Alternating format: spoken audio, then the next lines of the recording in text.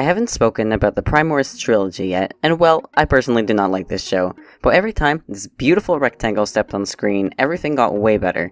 Overlord is the king shit with a howdy accent that no one was expecting, and it just fits because he's so extra compared to the rest of the cast. Howdy. Oh, that's okay, thanks. I've been sitting most of the day anyway. I don't need your permission to go anywhere. I'm Overlord. Hi. You have to watch the show just to understand what I mean when I say Primors is super slow and unexciting due to the pacing of the story and the flat voices. I can't even understand how the story drags on as much as it does, like it takes an hour and a half to defeat one slowly marching titan. The voices are really amateur, but I can't blame the show when it wasn't a full-blown professional production. But anyway, watching it is difficult. Only Overlord and Megatron talk like real people in my opinion, with some expression and flow in their voices, while everyone else delivers their lines very slowly, as though that makes the show cool and serious, mature and adult. But the harder they tried to be a dark and serious show, the more boring it became. Hot Rod is gone. I am the bearer of Unicron's essence. I am Rodimus Kron. It can't be! You're one of us!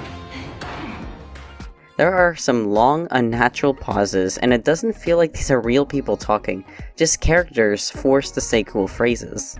I actually fell asleep trying to show this to my girlfriend, but then when she called out that Overlord was on screen, I jumped up and my eyes turned to lasers, because Overlord breaks the mold.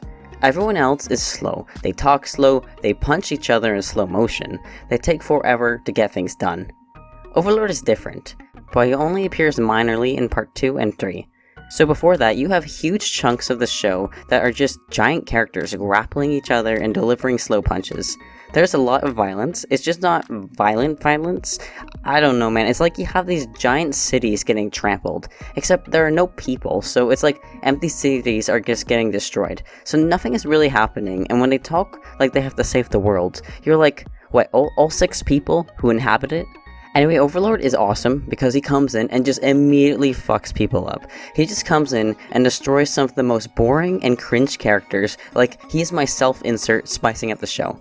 By the way, this video contains spoilers because I'm going to say who exactly Overlord murders and how satisfying it is. Let's look at a particularly boring character, Mistress of Flame. They have come to finish the job. They are going to kill us!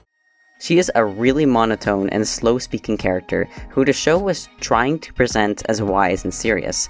She punctuates her statements with her little thin dink-dink hammer, which makes it funnier because it's like the pounding is supposed to sound cool, but it's just... I find that hard to believe. You call that peace? Know your place, city speaker! Mistress of Flame is taking a really long time praying. Like, instead of watching Transformers, you're watching a sermon. Then this Sovereign dude bursts in, and she's just slowly talking as she does. You have not been invited to these most sacred chambers. How did you get... Overlord can also be a slow character, a rambler who doesn't shut up, but it's so funny, because this guy just doesn't care what you do to him. He's just gonna stand there and tell this story while someone goes apeshit on him. He has zero reaction to Mistress of Flame assaulting him with the dink-dink hammer.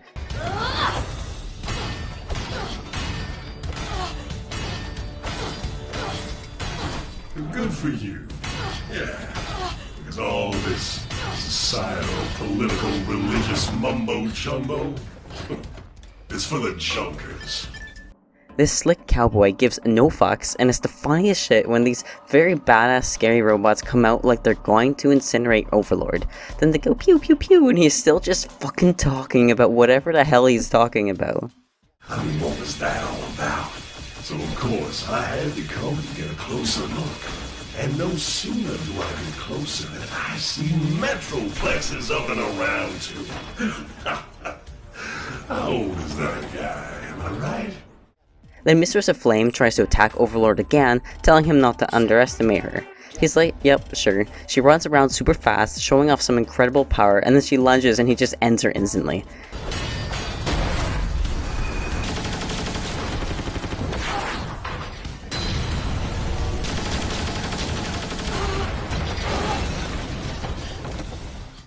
and I was just giggling like a madman because I just watched an hour and a half of the slowest, most hard to follow plot. Then this handsome block with strangely moving lips and a cowboy accent goes skadoosh, bam bam bam. I actually laughed when he just... Then what good are you? Because it was the most violent, outrageous thing that had happened yet. Then Overlord just hurls her into the ceiling light and she actually fucking dies. She hits the ground, and it's the only time in the show we see blood, I think. It was so short and brutal compared to everything else. And it doesn't even end there, because from now on, Overlord is just a bot who walks around killing all the cringe and boring characters I hated from the first part of the show. He's killing the amateur YouTuber voice actors mercilessly, and even torturing them, killing them in front of each other.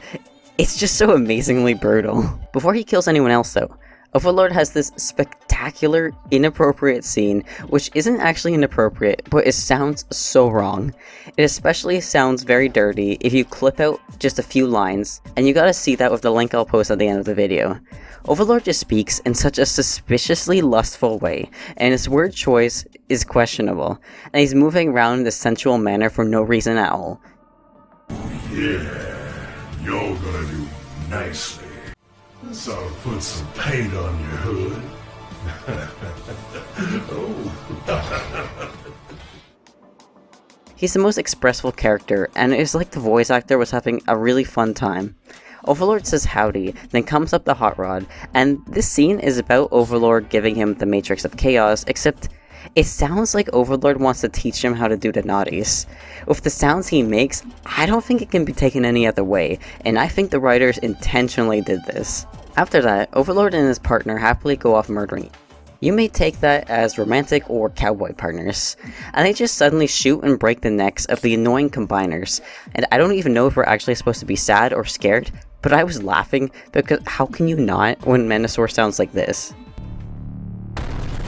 What a nerd. Your city can't hear you anymore.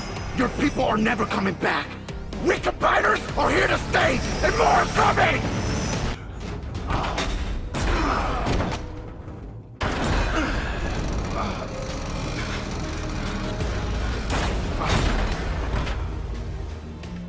Overlord is small compared to them, and he's still just standing there, hardly reacting to anything. Just a little dude holding down a whole ass combiner before crushing his head or neck with his hands. I just love it so much. Slay them! Kill them! So yeah, Overlord and his partner kill every combiner from the first part. I love it. It's just really weird that after Overlord and Hot Rod's special alone time, Rodimus Kron walks away with distinct loud squeaks. It reminds me of SpongeBob and Squeaky Boots, which totally stopped me from taking Rodimus Kron seriously.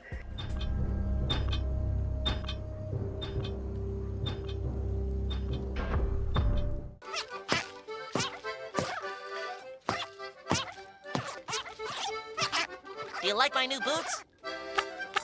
Rodimus has grown a full set of facial hair, so I guess that's just what being with Overlord does to a man. They also beat up the Dinobots, which was pretty funny because of how suddenly they lose their shit when they see those dinos. But it's just kind of awkward watching them threaten the Dinobots, these massive dumb lumps, even bigger than Overlord. And for some reason, Overlord decides to lie down by Snarl's head, kind of like a girl at a sleepover. To my disappointment, Overlord doesn't actually kill anyone in this scene. I think it would have been more in character for him to leave no Dinobots alive, but Rodimus Kron is the only one who takes out a Dinobot. Overlord and Rodimus Kron finally catch up to Megatron and the gang, and the fight is both good and stupid as the typical Prime Wars fight. It was hilarious how suddenly Overlord bursts in and sprints down the steps to football tackle Megatron. But I think they severely weakened Overlord since his fight with Mistress of Flame, because now people firing at him affects him, when before, he wouldn't even blink if fired at. Overlord can at least take a blast to the face, but Windblade being able to hurt him when Mistress of Flame couldn't was lame. Well, who am I kidding? I'm just bitter that Overlord didn't get to kill everyone in the show and win. We get to see Overlord split in half, but the most we got was Megatron and Overlord coming at each other in tank form at realistic, slow-ass tank speed. Which did get a cackle from me because it looks so bad. Sometimes Overlord was just doing the show's usual punch that looks silly and doesn't do any real damage. God, I miss him when he was just whipping people around and brutally crushing them. I was just begging for Overlord to tear off Grimlock's jaw, but instead he just awkwardly holds his mouth open. They made Overlord so cool, then the writers were like, ah shit, he's too good but he needs to be defeated, so they weakened him and made him stand around so they could shoot Overlord with the Requiem Blaster. Oh yeah, so they kill Overlord, but it's hardly noticeable. The gun gets charged up, then it's a white screen, a bit of Overlord in there sighing. My poor pouty boy, I barely got to see him die. See, it all just goes to show that Overlord was so good and the show didn't even really notice. It's like they accidentally made a good character and then tossed him in the trash, but he was pretty great while he lasted. His voice was not horribly boring, his accent was unexpected and fun. He had a certain I don't give a shit attitude that combined with a sexy funk. His face was a bit more expressive than the other characters. If you look at them, you don't actually see their eyes or faces moving to show emotion, just their mouths opening and closing like puppets or nutcrackers. Overlord's lips are actually really frowny when unmoving, but they move around a lot when he speaks. He can pull off these cocky smirks, so if you just watch his face, it's far more interesting than looking at the blank faces of everyone else. He's the best thing to step foot in the show, and the only one who could wake me up when I was falling asleep. I appreciate Prime Wars existing only because it gave the Overlord fandom so much more. So many Howdy Lord jokes. After the terrifying IDW Overlord, what we needed was memes of him wearing a cowboy hat. Oh, if only Overlord and his partner could have killed everyone in that show and gone off into the southern sunset together.